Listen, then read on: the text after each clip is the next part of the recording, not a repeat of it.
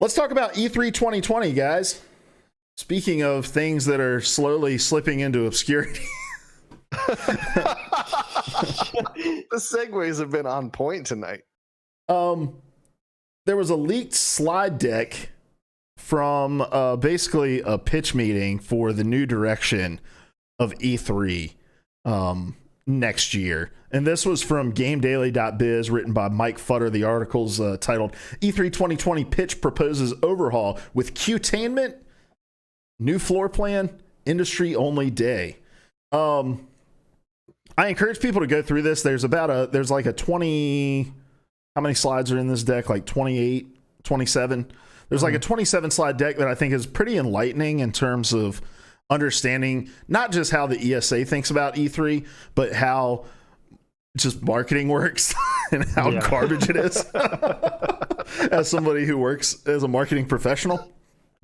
But some key changes that are coming, they want to shift into a consumer-focused event that's going to focus on bringing more influencers and celebrities in and making it kind of appointment entertainment.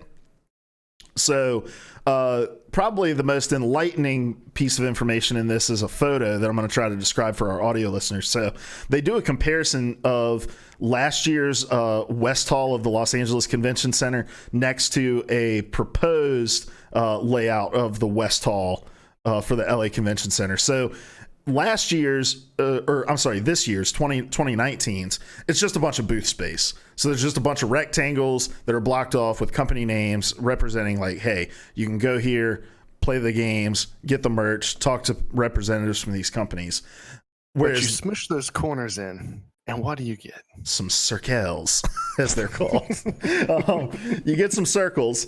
So in the 2020 proposal, there's basically going to be 8 stages around the West Hall where they're going to be. Some of them are by appointment only. I think some of them are probably going to be like open air events where as you're standing in line at the booths, you're also going to be experiencing whatever entertainment they've deemed worthy to deliver to their captive audience. So it's going to be all about like, hey, we've got these celebrities that are playing this video game, or hey, we're interviewing these influencers. Like, and so really trying to bring much more of a consumer focus rather than, hey, this is a trade show, B2B idea, retail, kind of industry inside baseball stuff. And they're trying more to migrate towards like a Gamescom kind of feel, like a PAX kind of feel. So that's probably the biggest thing to take from this, is that changing focus. I just want to kind of open it up to you guys. What do you think of that change, and what are some other changes in here that really jumped out to you in terms of what we're going to be moving to in 2020? Well, obviously the big main stage, I hope, is just Andrew WK. Party. I would pay for that. But no, I think this is a good move. E3 has been, as you said, slipping into obscurity and trying to look more like Gamescom. Is a good idea. That's more successful. At one point in the article, they talked about, I can't remember if they settled on the idea or not, but they talked about having a day that was just for the media before they opened it up to everybody else. The Tuesday, right? Yeah. And I think that's important, just for what E3 is. Like, give those people their chance to get in, get their hands on it, and tell us about things before everybody comes flooding in. And there's a key point of clarity I want to make here real quickly, and then I'll hand it right back off to you. When we're talking about E3 2020, we are not talking about the stage presentations of it. So I think a lot of people hear E3 and they think like, oh, there's Xbox's E3 presentation with Keanu Reeves. That's not what we're talking about. We're talking about E3 2020, the show floor event that people go to and see previews of games, get tons of swag, stand in line all day. That's what we're talking about. Go ahead. Yeah. So when we're talking about slipping into obscurity, we understand that there's still a lot of relevance around those shows, but the show floor stuff has been slipping as of recently. Yeah. So I think the transition is. I lost a thought. So Cody, you talk. I'm sorry. It's okay. It's all right. It's an important distinction for sure. I mean, I think it's probably their best move to go in this direction because I don't mean to be flippant about it, but I don't know many media members who are certainly excited to go back to E3 after the fucking dumpster fire that was leaking all their information. Yeah.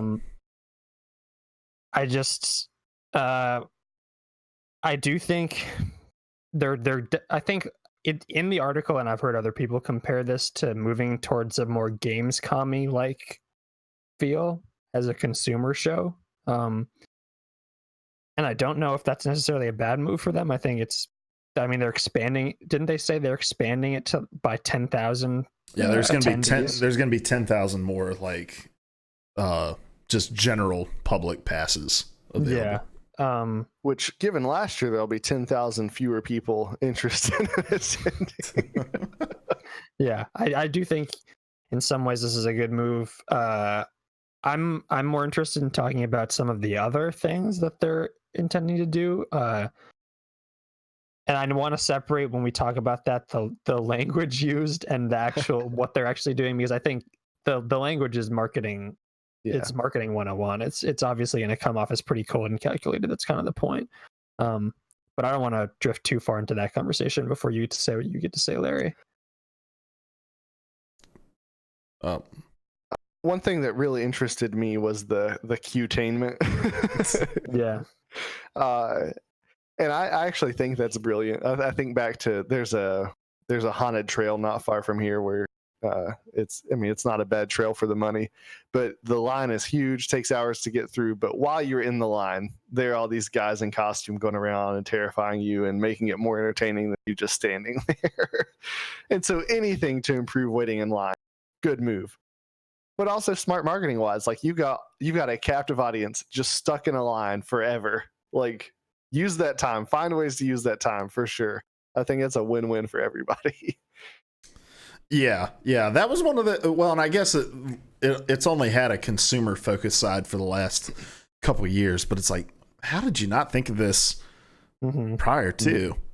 But no, I agree. I think this is the only move that makes sense for E3. I think the more that the middleman of kind of like the old guard media has been taken out in terms of their necessity with distilling information, where companies are communicating far more directly with their consumers with, like Nintendo Direct style, Sony State of Plays, Inside Xbox kind of things, or just releasing and dropping a blog post or a trailer on your YouTube channel.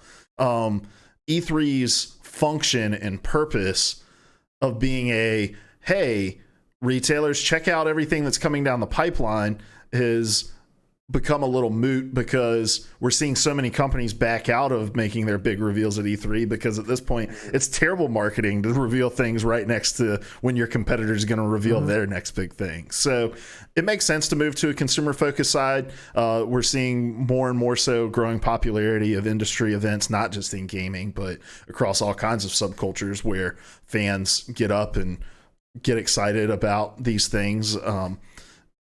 Generating more word of mouth buzz among just regular consumers, I think, is a big thing for companies as well. It's one thing for IGN to go out and say that something's great. It's another thing for Larry to come back and tell me that something's great. I'm going to trust Larry more than I trust IGN just inherently because we're friends. That's the way that New World marketing works. Like there's a social proof that has to be given before making purchases, and that comes from word of mouth from people who you're close to, that you trust. And so having a consumer focused thing where people can go get their hands on it and then go back to their circles and talk it up, I think is a big move for companies as well. I think that's just as, if not more valuable to them as, we're going to get a 10-minute interview with IGN on this soundstage that they have set up, So, and that's not to say that those things aren't going to continue to exist at E3, but having that other arm, I think, is much more benefit than it is disadvantage. I think, what you're saying in terms of kind of spreading the web of word of mouth is probably the most significant thing, I think, for me, and why I think this is a great move on their part. Mm-hmm. We saw it with, it's a great way to build hype for companies. We saw it with behind closed doors stuff with Cyberpunk recently. We've seen it over and over again when it's just the industry. But when you get to get it into the hands of a select amount of people, granted thousands of people, but a select amount of people who can then go and spread that to people who spread that to people, that's what you want. You don't. I think you're right. It's having that personal connection and being able to know the person who kind of who validates your taste. That is super powerful, especially now when we're all just looking to be validated in our taste. Mm-hmm. Yeah, don't criticize anything that I like, please. No one wants that. What were some of those other things that jumped out to you, Cody? You cut out there for a second. Oh, I said, what were some of those other things that jumped out to you? So there's mention of the social good. Yes, that was a very cold, calculated marketing speak part of the presentation. One of those that comes up and you're like, they clearly didn't want anybody outside of this meeting to see this. But I mean, it is very understandable. So the idea is that they want to take advantage of millennials and Gen Z's social consciousness and kind of start to seed that into the show as well, allowing people to donate to causes when they're doing things, and also integrating that into the streamers as well, so that streamers can come on and stream for causes as well, or participate in terms of causes that they're passionate about. I mean, it is very cold and calculated, but I do think especially when like every inch of that show floor is branded. I think it's great to be able to bring in a certain level of social consciousness, even if it is literally just ticking a box on their marketing checklist for your PR. Yeah. I see some very interesting opportunities that they could have in that area if they actually commit to it. The thing I'm most excited about with that portion of it, though, is that there's going to be all these celebrities coming, and I know like 2 or 3 weeks later, I'll be able to find their phone number somewhere on their E3 website. That is true. And yeah, even if they only do these good things to look good, at least, hey, they're doing good things they weren't doing before. Yeah. And there are plenty. We've obviously, I mean, with Able Gamers and plenty of organizations out there doing things for good in the gaming community. I think it's an opportunity to get those people in front of an even larger audience. And the celebrity stuff is interesting to me I guess on a different note, just because didn't it say that they're less interested in paying celebrities and more interested in just attracting them naturally? Like they want to be able to attract people who are interested in coming to the show. It was more about wanting to go through organizations that'll help them line up influencers by saying we'll give you they're tying it to the social good thing by saying we'll give you a platform to talk about your charity or your initiatives. So there's an organic side of it, but there's also this influencer marketing of like, we're going to compensate you in some other way rather than just like stroking a check for you. Yeah. So I think, I don't know, the social good, on first reading, I rolled my eye, started to think about it a little bit more. I mean, I think any marketing slide I'm going to roll my eyes at, especially in terms of manipulating people's desire to do good. But ultimately they are still doing good. So I think that's kind of it's an interesting angle for them to approach, and it shows them at least trying to adapt to an audience, a younger audience that will be coming to these shows. Another marketing speak thing that like is off-putting, but it's just the way things are. In that vein, they talked about basically stocking goodwill for the next time that they angered gamers. And that was funny to me, but that's just working with people in an organization. Yeah. Another one that jumped out to me, another funny marketing speak thing, was this was from one of the paragraphs in the GameDaily.biz article. It says the lobbying group says it hopes to create, quote, exclusive appointment only activations for select attendees who will create buzz and FOMO, end quote, which is fear of missing out. First of all, exclusive appointment only activations, that's just marketing speak out the ass right there. Like that shit gets said at my firm constantly. Like talking about activations and things like that. So, but just that idea of like, we create these things that are here one moment and gone the next because you want people to fear that they're going to miss something and want to be in attendance. So the fact that we just like lean into that psychology is one of those things, again, we understand exists in the marketing world, but just seems much more cold and calculated when you see it spelled out for you like that. Mm-hmm. I think of really interesting note throughout this article, though, was the amount that the ESA kind of pushed back against some of these ideas that I think ultimately are a little bit no-brainer, especially when it comes, like they gave pushback on opening up the floor to consumers. They gave pushback on the influencer stuff. They gave pushback on the idea of it being more of a festival and less of like a B2B retail event. And I think that's where they kind of acquiesced with the industry only day. So I feel like the ESA is that old man that's like, and Larry and I both worked in churches, and the last people to agree to anything is the old man in the back who just wants things to be the way it's always been before. But they're important people to bring along with you to get buy-in from. And I think what do you guys take from the ESA's seeming disconnect from what seems like no-brainer decisions with their industry's largest event? Anything to be read into that, or is that just the conservatism of leadership? I have to imagine. I think that's part of it. I do think it's a sign of an organization truly struggling to come to grips with what the industry is now and how people engage with the industry. The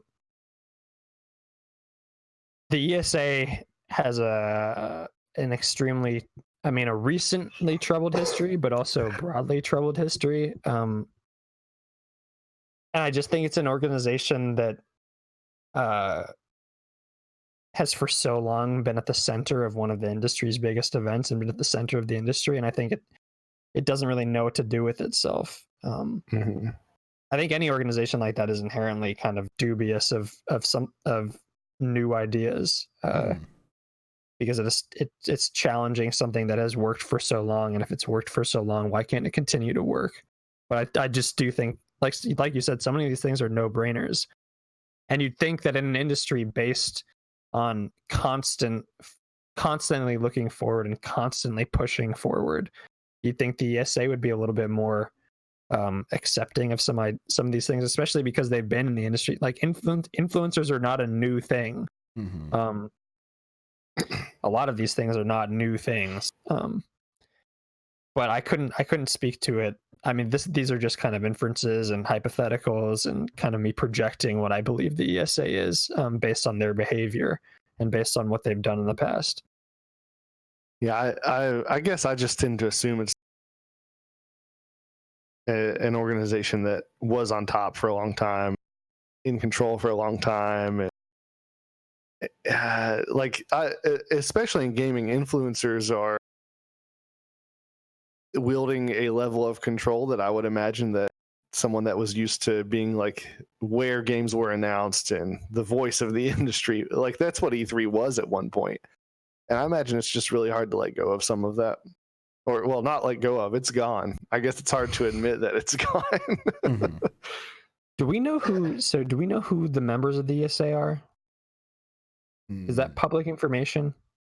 I imagine we can find it, given there's different wings of an unprotected spreadsheet on a website somewhere. There's different arms of the ESA, right? Obviously. Like I imagine that, like if we wanted to see who was a part of like the lobbying side of it, we could probably easily find that kind of information. But I don't know. I've seen lists of like companies that are involved, like publishers that are involved in the ESA, and I imagine that every big publisher at least has some sort of representation within it. Yeah, and that, I guess that's the aspect of it. I'm surprised those companies are constantly looking for this stuff. Mm-hmm. And I try to use the ESA. I try to think about the ESA as I do the Academy, like the Academy of Motion Picture Arts and Sciences that votes on the Oscars every year. but they're just kind of completely different in terms of organization, in terms of makeup. But I just think the members of the ESA it would behoove them to kind of accept these things moving forward, because they're already a lot of these publishers are already thinking about these things on a day-to-day basis and doing a lot of it.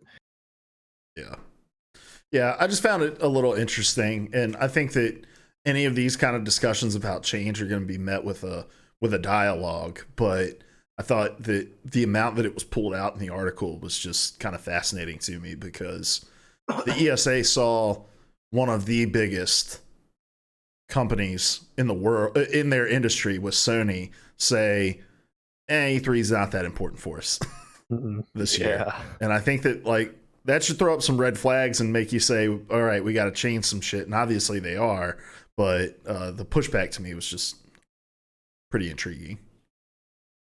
All right. Any other parting thoughts on the future of E3? They're just holding out for Vin so that we can get back to the era of network television covering the event. So back when the video game awards used to be on Spike TV. Yeah, that was only a couple years ago. Yeah, it was.